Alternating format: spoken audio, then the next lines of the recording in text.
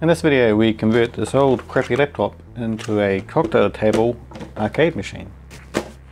So to complete the project, aside from a crap top, we want some buttons, and to keep with the authenticity of the project, you can get buttons. You can get them pretty cheap off AliExpress. I just got these ones locally. It comes with a joystick. It comes with everything really. It comes with the wiring and all the buttons. So it looks like it should when it's all put together. It also comes with this board, which I think is just a glorified USB keyboard. The computer sees this as a keyboard, but we're going to push these buttons in and assign each button to a particular key for different functions, because in the MAME software it's got like number 5 adds a coin, number 1 is a player 1. You just assign these buttons to those keys. So I'm going to put this all together and just see if it works on the laptop. So we're here in MAME, and it's just got down the bottom configure options, configure machine. So we want to go to configure options, general input, player 1 controls, because I've only got a player 1. If you wanted more than one player, you'd need more of these boards. And here's where you assign whatever button does what. So for button 2 I've already done button 1, which is joy 1. So we'll put in button 2 and just click on the button for button 2 for that feature, and we can see it's assigned it. So that's how you assign all your buttons to whatever buttons you want to do. So my buttons are all up and running now, which is perfect. Now the next step is getting this laptop completely disassembled so there's nothing left of it. Okay, so here's what's left of this laptop after I've gutted it out of its chassis. And I know a lot of you are saying, why don't you just use your Raspberry Pi? It'd be a lot easier, but price point, you can't beat this. Free, and I'm keeping it from the landfill, so you know, all good things.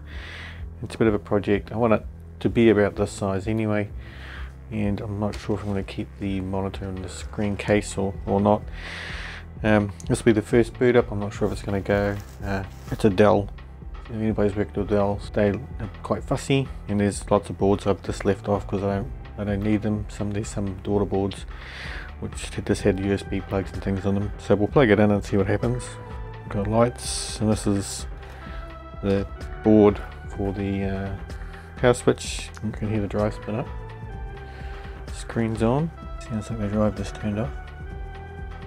And the light's flashing, so it might be working. And we got through the BIOS check, so it's running. It's going to light. It looks like it's going to load, so it's cool. CPU fan isn't working, but maybe that's because it's not hot. I'm not sure. So what I'm going to do now is I'm going to scan in this board and just try and find out how I'm going to mount it inside the case it's all going to go in, maybe beneath the screen. Looks like there's heaps of room, obviously, because it's come out of the same laptop. So we're good to go to make up the case. Okay, so here it is. It's the Williams sort of control panel. All the buttons should be laid out in the same place as the original Defender game. The screen on the top, as you'd expect. So it's a little bit, the machine itself is a bit smaller. It's probably too big, smaller than the actual Defender itself. You can still sit it on a table. We've got the vents on the side like the original, and I'll have sort of the wood vinyl look across the top. This one's got black around the edges, which most of them did have, but this other one, for some reason, this has been replaced by red. But I'm going to try and use vinyl on wood. I've never used adhesive vinyl on wood before, so it should be a bit of a disaster. So I'm going to knock this up out of MDF wood. So next we'll just start chopping it up and putting it together. So here it is all together, just as it is in wood. It's sort of just knocked together. It's not screwed. Well, the sides and the front are all screwed together. The top is going to be hinged, so I can still get access to the computer if I need to. It's around half a meter wide and sort of 370 tall. So it works. It's just using the computer's original speakers.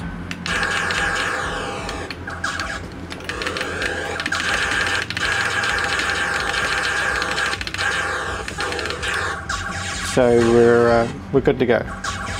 Just to give you a breakdown on the inside, there's the laptop motherboard. It's sitting on the bracket that I demonstrated earlier. The hard drive usually sits here, but I had to make some sort of funky bracket to hold it all into place, which was not useful.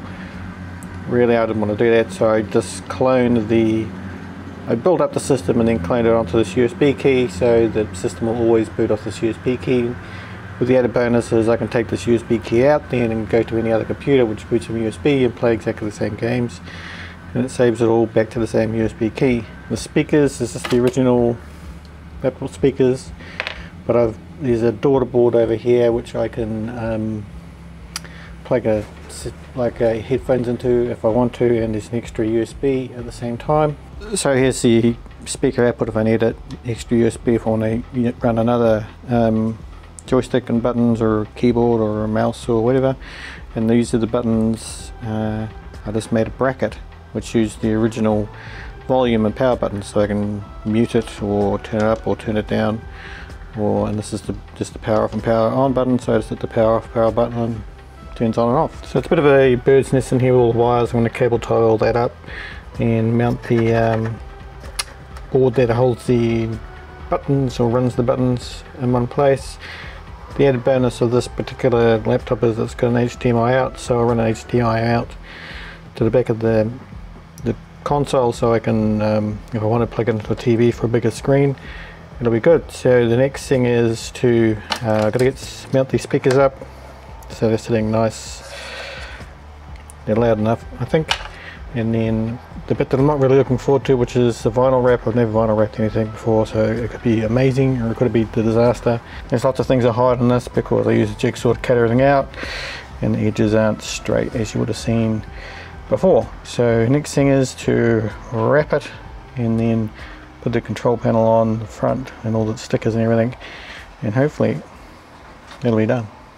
Okay, shear's all done. It's all made out of MDF, and I just use simple tools that you better find at home. So if you want to make one of these, you should be pretty straightforward. The top is just acrylic, and if you want to know how to cut acrylic nice and straight, check out this video.